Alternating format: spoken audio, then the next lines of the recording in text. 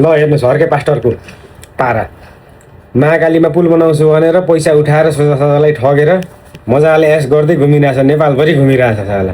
Church बनाउने, चर्चहरूमा जाने, विदेशी एजेन्टहरूसँग भेट्ने, उतै रक्सी खाने, घुम्ने, मजा गर्ने, यसको छ दिन। साला भेडाहरू छन् पछिबाट यस्तो ताली बजाउने, साला यसलाई त मोज छ। भेडाहरू फेरि त्यो राई लिम्बूहरू फेरि लास्टै भेडा के भेडा पनि यति भेडा कि जे भन्दा नि भ्या भ्या गर्नेछन् क्या फेरि। उहाँ के अरे महाकालीमा पुल बनाउँछु भनेर उहाँ काँडा र ढुङ्गा फोरेर उहाँ चाहिँ कि घट्टे खोला कि के भन्ने पानी नभएको खोल्सामा, सानो खोल्सा पानी नभएकोमा त्यहाँ पुल किन बनाउनु पर्यो यार?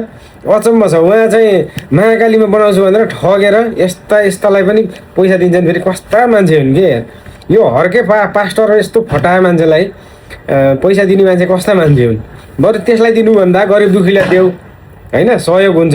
कोही खान नपाएको छ, बाटोमा भिख मागेर बसेको छ, तिनीहरूलाई देऊ। यो साला आफ्नो पार्टी बनाउनलाई, चर्च बनाउनलाई अनि चाहिँ भिख माग्ने मान्छे, अनेक बाहना गरेर भिख माग्ने मान्छेलाई पैसा दिएर के फाइदा? यस्तो मान्छेको पछि लाग्न छोड के राई लिम्बूहरू, छोड। बुद्धि छ भने अझै पनि कि भेडा हो भने भेडै भएर बस सधैँ।